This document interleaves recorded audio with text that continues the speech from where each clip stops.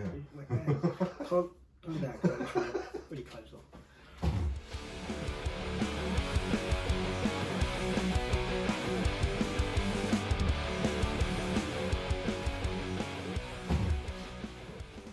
Welcome to episode 3 of Wargaming Waffle, where this week we are going to talk about the power of FOMO. Do you suffer FOMO?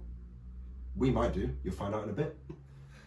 But we're going to talk about essentially FOMO and how it influences the projects we might start, the projects we finish or don't finish, as it might happen. And the more observant among you may notice that I'm a little bit phlegmy.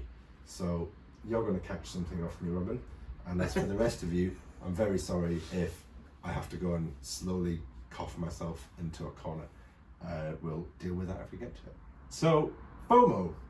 How do you define FOMO, Robin? Well, I reckon everyone knows what it actually is now, don't they? But I guess we should probably clarify.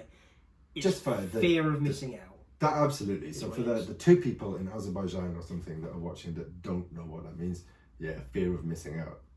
And you can think of a few instances. It's becoming more of a thing in wargaming, I think. Absolutely. Well, I was going to say, we were discussing this before, weren't we? That actually you can think of, for example, we were talking about the Warlord Games Epic Pack and Shot range comes out. And everything on social media that I remember seeing was about that. Wow, this is incredible. And there's so many videos on YouTube about the sprues they sent to the YouTubers beforehand, and then War Games Illustrated do an edition with a sprue in it, so everyone gets one, and everyone starts talking about how great this is, and it was great. But I remember being so close to actually purchasing it, and as it happens, I didn't,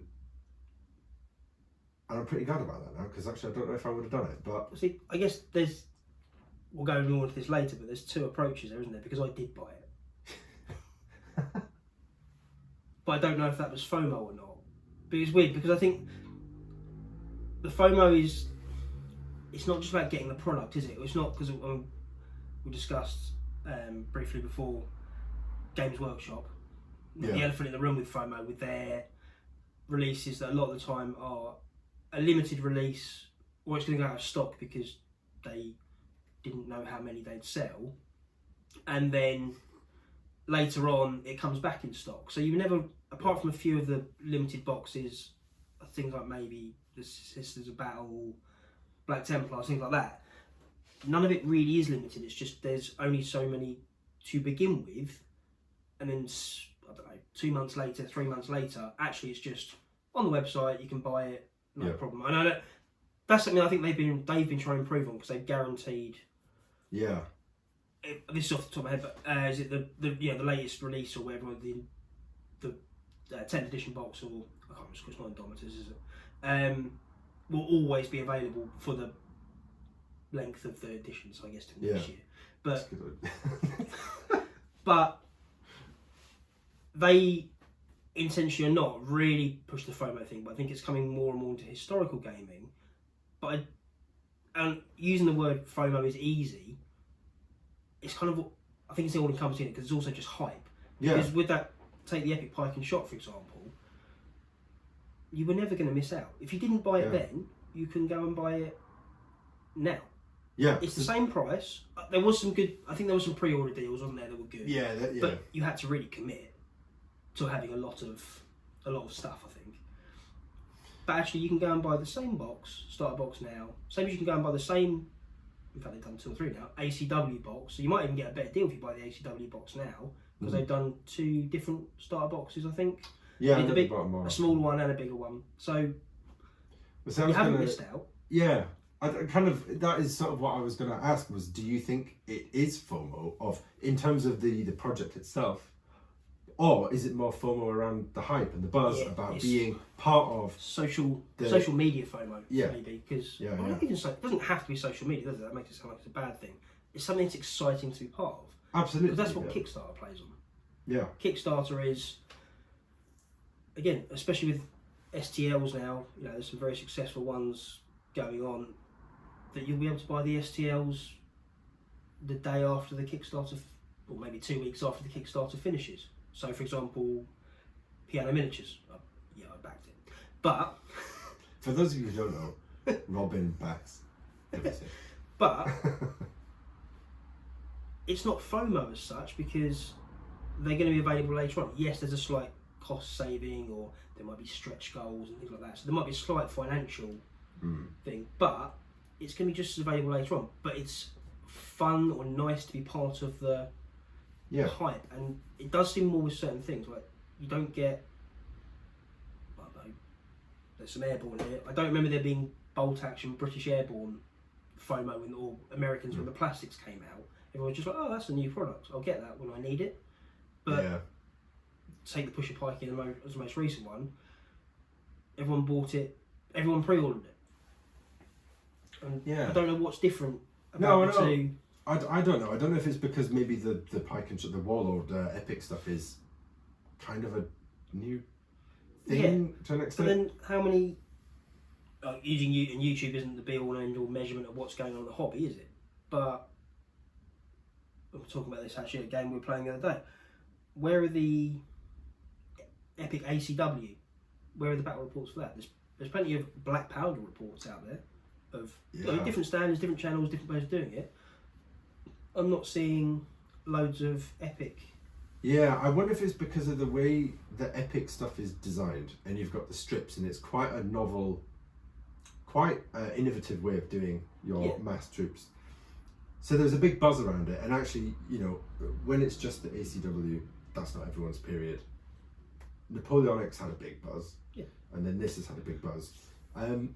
So yeah, I think it's definitely more a case of not missing out on the product, is it? It's more you want to be part of the buzz and the excitement, which I totally get. It is a social hobby, and you want to be part of the community, don't you?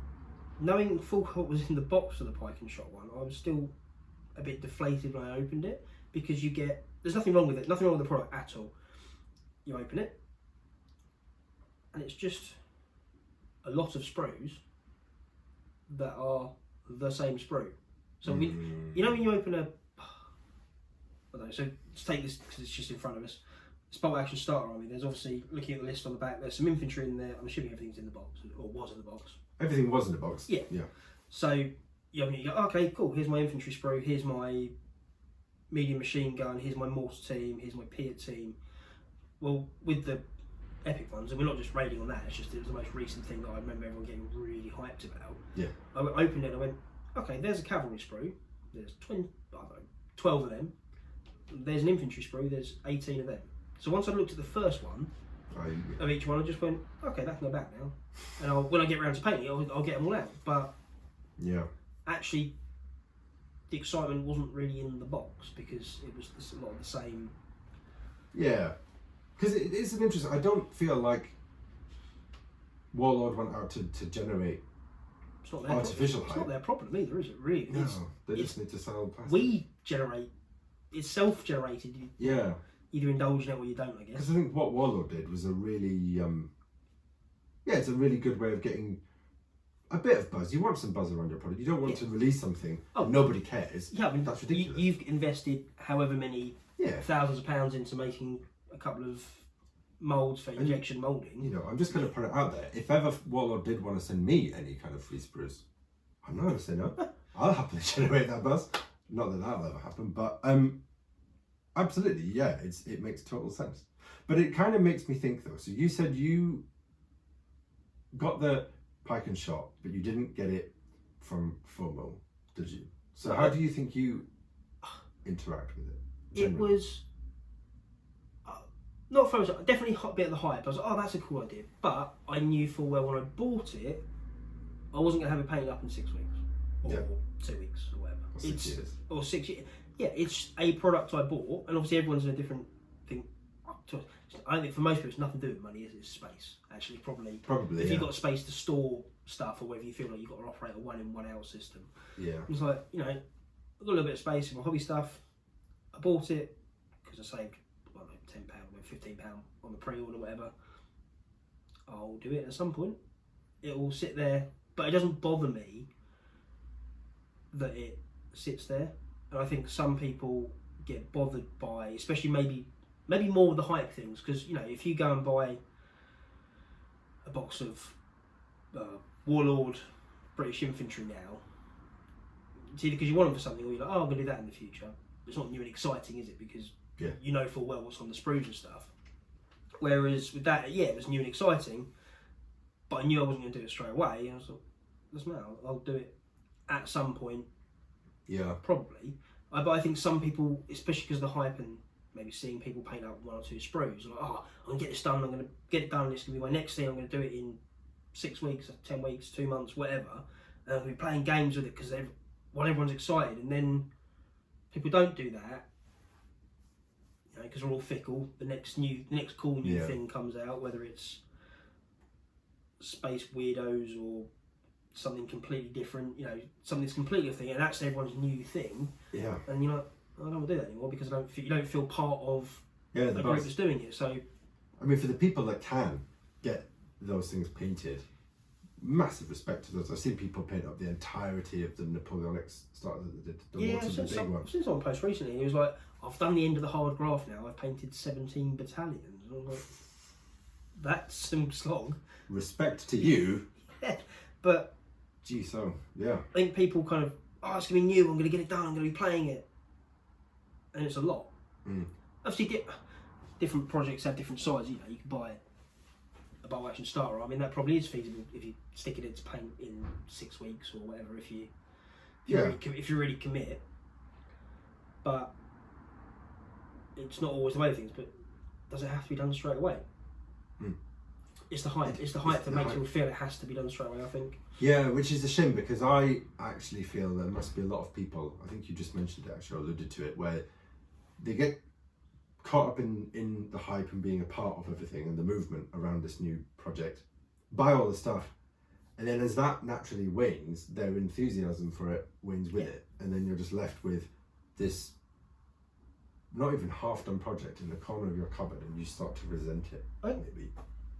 That's one of the things. So the wonderful thing about social media and Facebook pages in particular, for whether it's for specific games or gaming groups, like it's no secret part of the Plastic Crap podcast group, and the amount of stuff that's in there that's inspirational. Yeah. If everyone's doing, if there's 30 posts in a row about the same thing, you feel part of it. But then if everyone else gets theirs done and you haven't, and it stops, especially if you're someone, maybe you don't game once a week, and maybe you haven't got a gaming group of 10, 15 people, and it's just like, oh, I paint both sides and I try and get a game with a buddy when I can.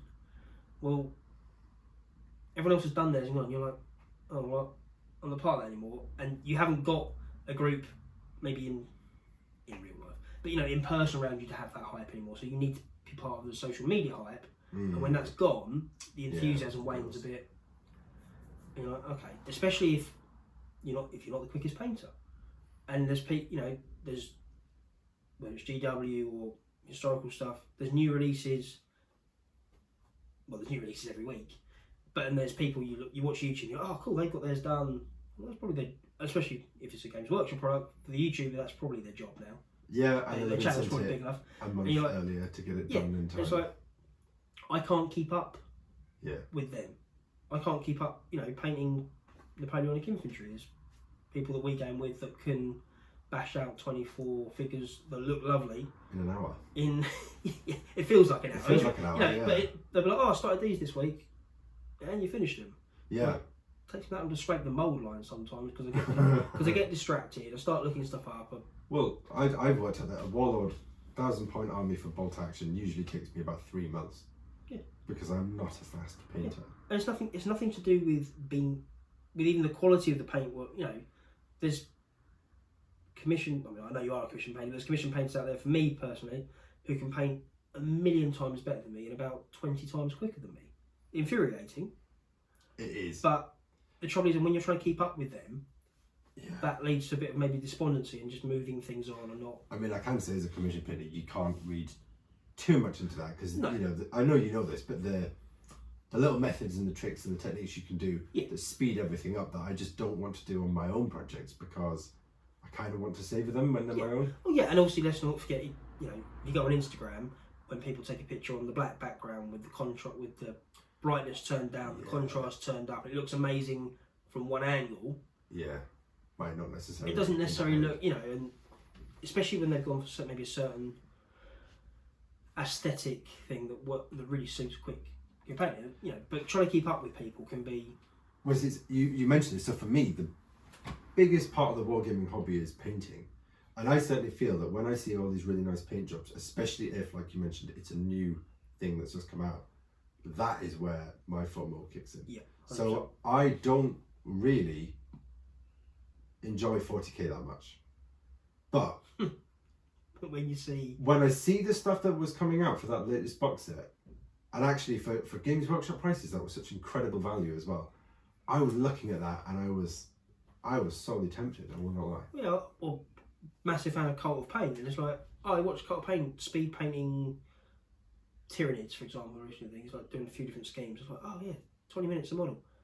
It's not going to take me 20 minutes a model.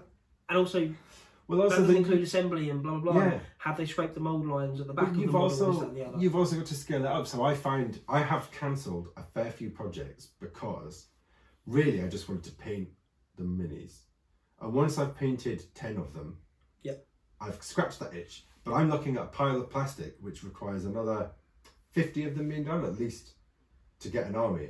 I just don't want to do that anymore. And Cult of Paint, I love that channel too, but they will just do 1 or 3 and then that's their video is done. Whereas we'd be left thinking, painting the same thing over and over. Slog through these again. Yeah, and trouble is, or even a paint method can spark something. Like, oh, Vallejo, I used Vallejo Express Paint the first time the other day, and it was a case of, did I buy I started a new project with them. Did I buy them because I thought it would make doing that project quicker, or did I buy the project because I wanted an excuse to buy new paint and it was going to make everything better, and it was going to be super quick, and it is slightly quicker, but did I start something new just as an excuse to buy new paint and try it out? Yeah, I've done that. Probably. I've definitely done that. I've 100% done that actually. And it's a fairly niche project as well. So. What was the project? Mexican-American War. Mexican-American War? Yeah, 1846. So nice. Not the most common thing. Oh, a ton of penny, aren't they, down the clubs of Britain? Mexican-American War. Can't move for Mexican-American War projects. Well, if the speed I can paint them now with my express paints, you won't be able to. But okay, so right, so we both basically admitted that we probably suffer, maybe not FOMO, but we definitely get suckered in with new but that's paint stuff. But part of the fun of the hobby, isn't it? It's no different. No different to going and seeing a film at the cinema because the trailer looks good, rather than waiting for it to. Come on DVD. Come on. I don't think you make DVDs anymore. Actually. Do you not? I don't think you can get DVDs anymore. I think that's an old thing. I was told the other day talking about a DVD. Really? Yeah. How old was the person that told you you were old for talking about a DVD? 20. I can't believe anyone born after the year 2000 is a fully fledged adult now. No, but I guess with DVD there slightly. But yeah, yeah, that is a digression. Being part of the hobby is fun. There's nothing wrong with that. No. Well, I think people then sometimes put too much pressure on themselves because they maybe bought it on a whim or whatever. Well, see, this is where I find you interesting because you definitely do not do that. But you will back, not everything, but most things. I'll buy stuff on a whim. And yeah. I will buy projects. Yes, I'll buy the start of a project. I'm one of those people that buys the project in bits. So I'll probably buy the first bit of the project. Like the Mexican-American War. I woke up early one day. I woke up an hour early because I think we had the curtains open because it was hot. And I was like, oh, it's 5 o'clock in the morning. I've been thinking about that last night. I'll buy that. What better thing to do at 5 in the morning than buy a new project? Then I went back to sleep quite content with myself. But at the same time, I'm not bothered if they're not done this year. Yeah. I'll buy things on a whim, but there's no pressure to... Oh goodness me, no, I've seen your project list. Yeah, your half-finished project list. None of them are finished. There's a few that are gameable. As long as I've got something I can game with, then... Yeah. But I wondered your thought process, because you definitely don't suffer from the kind of the FOMO hype, from what I can see. But you will always, not always, you'll start the projects like the Pike and Shot thing we were messaging and you just said, "Oh yeah, I've pre-ordered that," but I don't feel like you pre-ordered it out of the No, it was a the new desire thing. to be. I get really excited about, it could be something weird, like it could be a new set of rules comes out and there's a interesting, what rules have I read fairly recently? Probably some. Oh, the last, I bought War Cowboy, but something like, say, Strength and Honour, the Rice Press one for 2 mil token Romans and Barbarians sort of thing. And I'd never kind of thought in my head, I really want to play really zoomed out, but I watched some of the videos and the rules mechanics were interesting. So it's more I want to play. Actually, I actually we printed out armies for that, so I wasn't really painting them all. But it wasn't about the models or the thing. It was about I want to try those rules mechanics. I'm really excited to try that. That can be a lot of things. It can be a rule book that's from a company that doesn't produce miniatures or whatever, and then it sets me off on a thing of that rule mechanic seems really cool, and I'll get the book and I might just read it and then never do anything with it, or I might paint it enough to play a game and then be like, okay, I've tried that now. That's fine. I can now park that. Park that, and that's enough done that I can do something with it.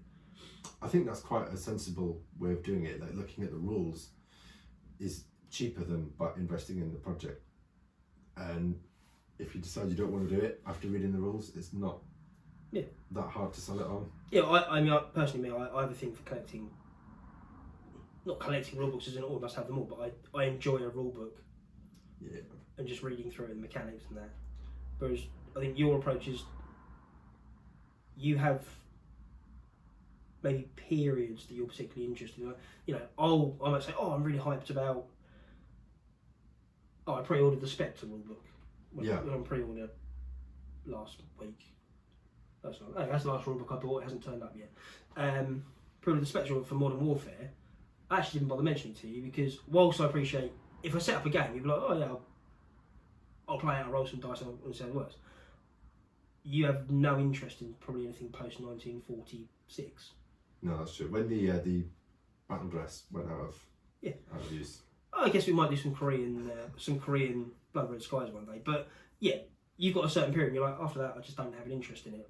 Yeah. Whereas I don't know if I have an interest in gaming moderns or have an interest in gaming the rules that they've written if they're interesting. If that makes sense? Yeah, I think that makes sense. So I guess it's a bit like when you play a board game, are you playing the board game because the pieces are nice or because the rules are interesting? A lot of the time it's more because the rules are interesting, whereas in this hobby you also want nice looking pieces and a really nice looking board. But I might be actually in some of the games I want to play or periods, it's actually because I find that one specific rule set good and I'll just be like, okay, well, I need these things to play that rule set. Whereas you don't buy in, you're not going to get suckered in by a pre-order for a modern rule set because you have things which is expanding.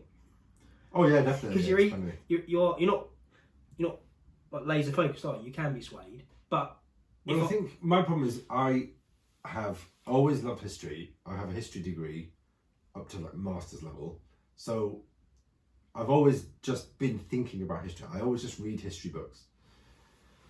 And so there are lots of periods that take my interest. I do have my favourites, but I can really have my interest piqued by reading a history book and thinking, this is a really interesting period, I want to do a bit. But I need to be careful on that because actually, kind of like the FOMO stuff, that will only last so long, that enthusiasm. And I need to ride the wave while it's there and then move on. So I'm learning that really ignore that. Yeah, because actually, no, even my lack of willpower, I'll do that. I'll read a history book and be like, I could do that. But I don't go and buy it necessarily that day, and then actually 2 days later, I've either completely forgotten about it or just thought, well, maybe in the future.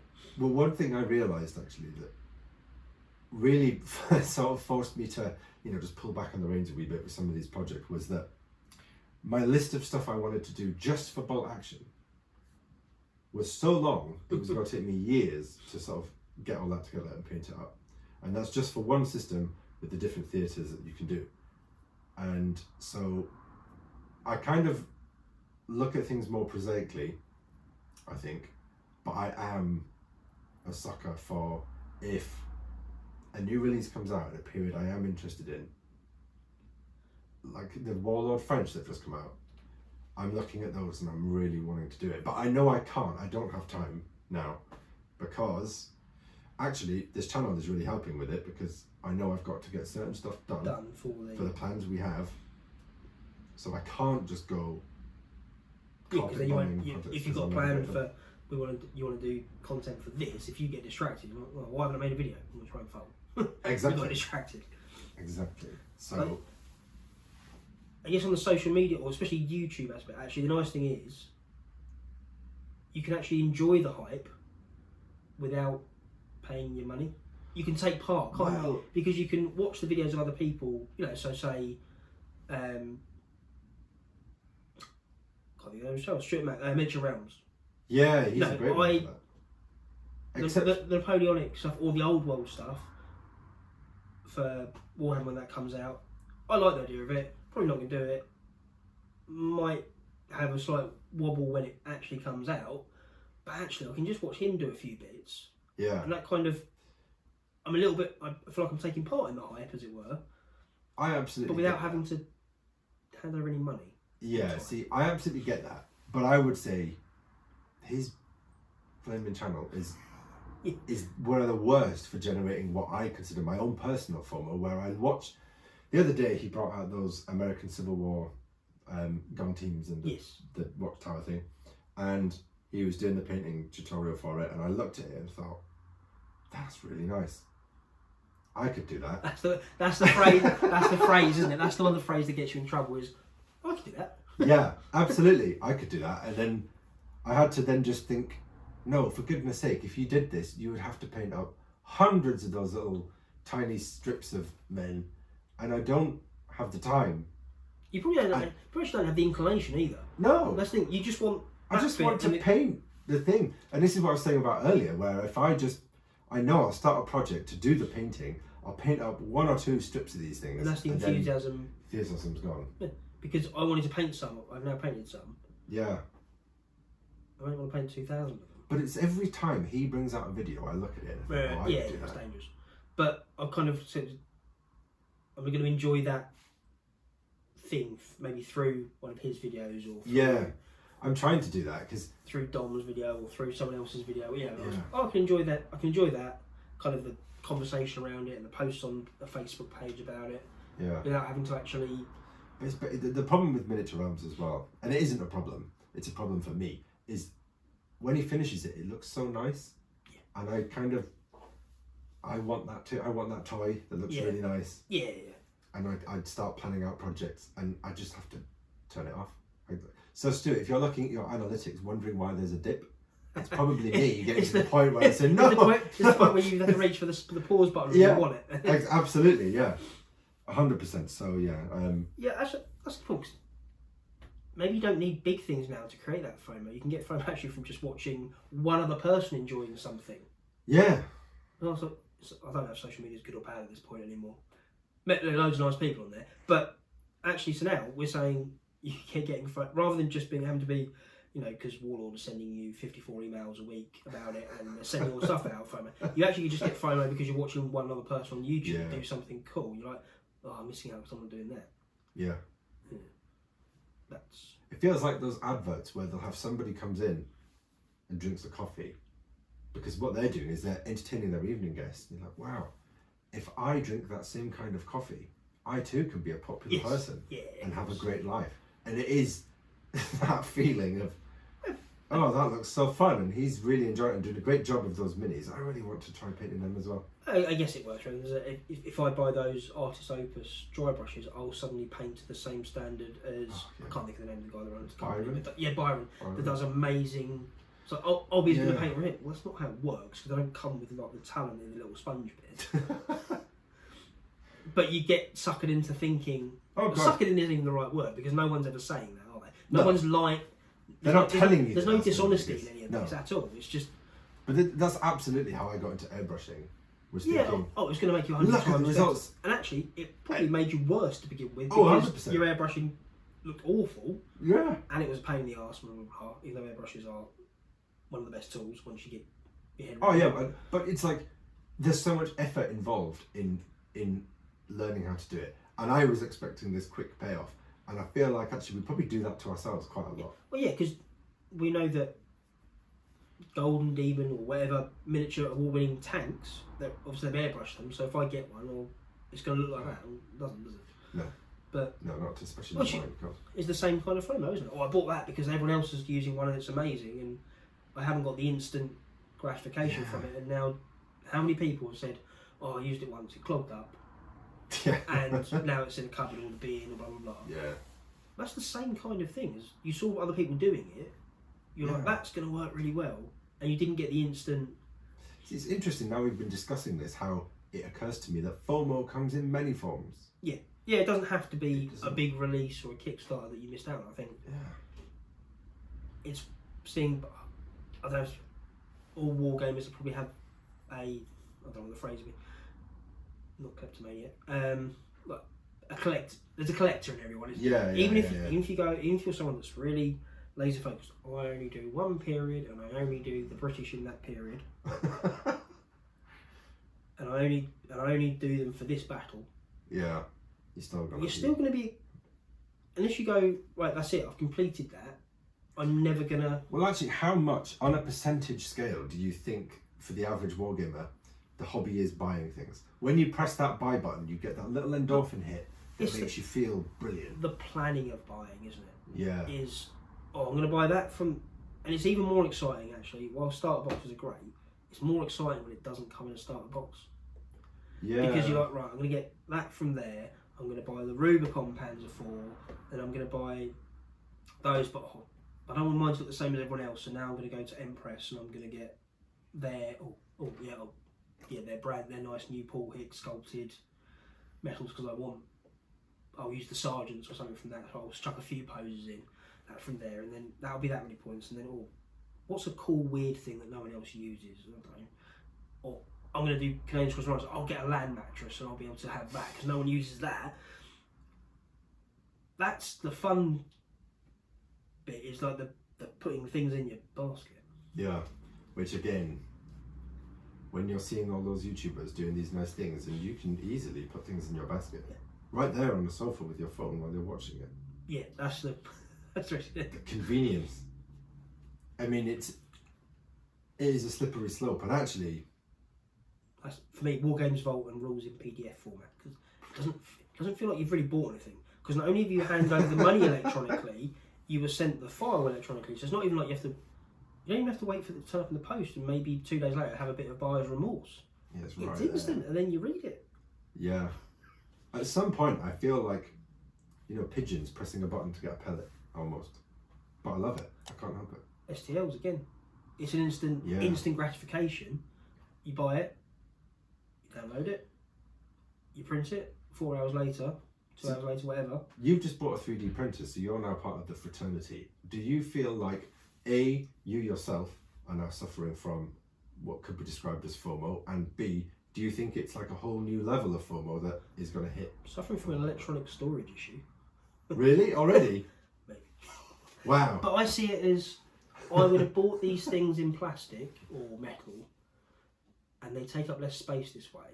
But I don't print everything I buy. I've bought files for buildings, especially, and things like that. No, I'm not going to do anything with for probably a year. They can just sit on the computer, but I've got them. The economy could crash more tomorrow, and I might be poorer. So I buy now, what I can. That's fair enough. So all that inflation in the economy, it's all your fault. Not just me. I think most wargames are probably. Yeah, we're doing our bit. Trouble is, when a barrel of oil goes up, the cost of plastic will go up. Yeah. So you're better off buying. And my other thing is inflation. It's never going to be cheaper than it is now. No wargames company, and wargames companies are very fair in their prices. Let's not. Yeah, no, definitely. I'm never complaining about the price of this hobby. Anyone that does needs to go and look at other hobbies. Just look how much a set of golf bats cost. It costs an absolute fortune, and you have to go and stand in the rain. But buy it now because it's only ever going to cost more. God, these lucky people, they're getting financial advice for free now. It's never going to cost less, is it? No company, regardless of what happens in the future, because wages are going to go up, blah blah blah, is going to say, oh, you know what, actually guys, we can drop the prices on this, because no one's going to be in a position to. No. So buy it now because it's never going to be cheaper. Yeah, that is That logical. This might explain some of the problems. Gosh, yeah. I mean, it's a fair point. But what I find is I definitely have the storage problem of I've got a cupboard that I can put my stuff in, and it's now starting to spill over a wee bit into other places. And so when I look at things, I have to think, where would I put that, and when would I get around to painting that? Everyone has to have it. So that it's cheaper now, but also you've got to go measure it and weigh it up against where will I put it, and that's the true cost. Yeah, everyone has to have. It should be personal to them. Some people are fortunate enough to have a summer house they built in the thing. Some people are fortunate enough to have a basement. Some people have a tiny corner of a room. Some people have a small study. Everyone's in a different position, aren't they? Yeah. And you have to decide your own limits, and that's the trouble. I guess where the FOMO gets people in trouble potentially is ignoring the money side of it or whatever, because that's people's own personal business.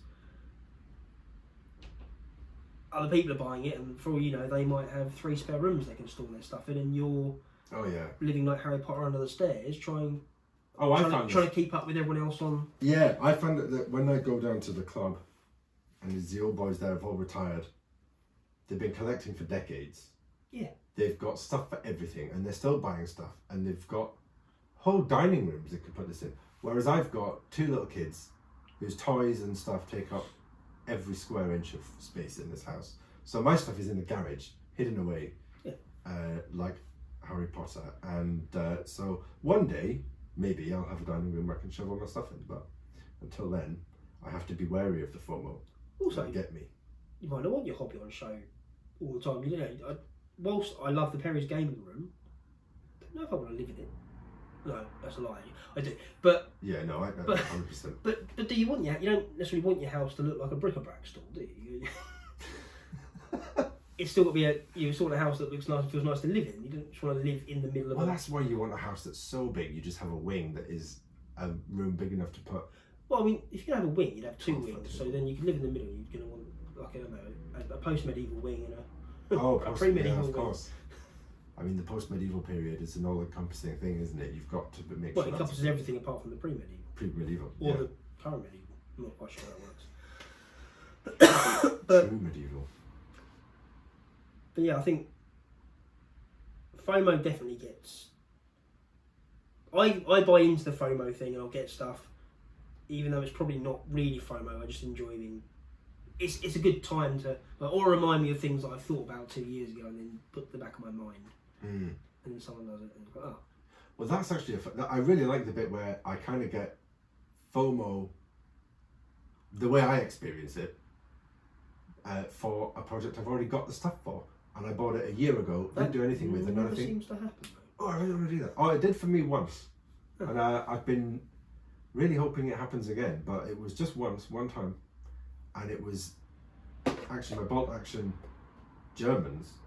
I bought a bunch of stuff for, and then they sat there for ages, and then we went to CrackCon last year, and there's an announcement that there's a big discount on bolt action stuff. So I bought the German Grenadiers box, and then I didn't do anything with it. Yeah. And then it got to Christmas, I thought, I could do that. And I got it all out and sure enough painted it up in 3 months. And that's the only time, but I'm hoping it'll happen again. Yeah. No, maybe not FOMO, but certainly the hype is a fun thing to be, whether you just watch it, whether you take part in it. Oh no, it is. It's part of the hobby. Well, that Pike and Shot box, I was at the point of inquiring with a store online, who shall remain nameless because they never got back to me, so they didn't get the sale. But actually I was really glad they didn't, because I know I wouldn't have done it. And I actually got carried up because I suppose one thing we haven't said is your friend group. You might have a friend group who do something separate to the hype online. Yeah. And you get carried up. Oh, yeah.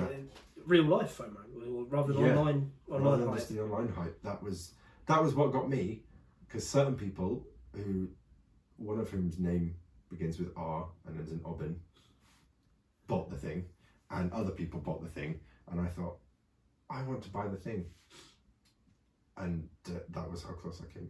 Didn't do it. Yeah, I think your gaming group's a big thing, isn't it? And there's a couple of ways of that. It can be obviously it's a nice thing having a gaming group that you can have on WhatsApp and choice of one. Trouble is when someone is if you're newer to the hobby, do you feel like you have to kind of keep up with the Joneses, play catch up? Yeah. If everyone else has got these, like you said, some clubs you go to, there's people that have been in there since they were carving, whittling their own soldiers in the 50s or whatever, and they've got everything. But you're like, oh, you've got this, and you've got the Anglo-Zulu War, and you've got the Boer War, and you've got the Indian Mutiny, all these things that you might kind of class as a bit niche or whatever, and you're like, oh, I want to do that, that. Well, they've done it they've been going collecting for 30 years, 40 years, or even 10 or 20 years. It doesn't have to be that long. Someone could just have a 5-year head start on you. Well, see, that I think is where FOMO can be a force for good, is if you turn up and if you're disciplined enough to just go with the one project. So you see someone playing a World War II game and you think, I really love the Second World War, I want to join in with that, and the FOMO drives you to actually finish something you can play with. Yeah. Then it's a good thing, but it's that you've got to be aware of the flip side. If they've already got their stuff painted, then next week they're not playing World War II because they played World War II, and actually they've got 37 different completed projects, and they game once every 2 weeks. So actually, the next time they play World War II is in 18 months' time. Yeah. And you're like, I've done mine. Oh, but next week we're playing the Franco-Prussian War. Oh, well, I haven't got any of that. And you're constantly trying to. It's the same thing, isn't it? Obviously, we know that Wargaming is generally a welcome bunch. They're like, yeah, that's fine, just use our stuff. But everyone wants their own stuff. Yeah, you do. Even if you can put on a game, and do 2 sides enough for 6 people or whatever, everyone's going to be like, oh, I'm going to buy some of that. I've got enough for everyone. You might want mine. Of course you do. You want to paint your own stuff. And I'm sort of thinking as in terms of rounding this up, but with a little extra point in there, is I've heard people criticise companies for generating FOMO.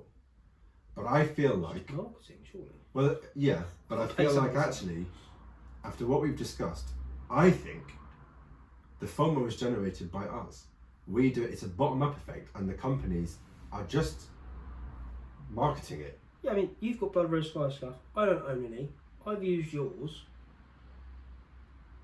I haven't bought any, but I was looking on the Warlord website after because I was like, well, Matt's got enough for both of us to play with. You don't need loads of stuff on the table, and as we said in one of the battle reports, it's not a game that I want to play week in, week out. It doesn't have that kind of.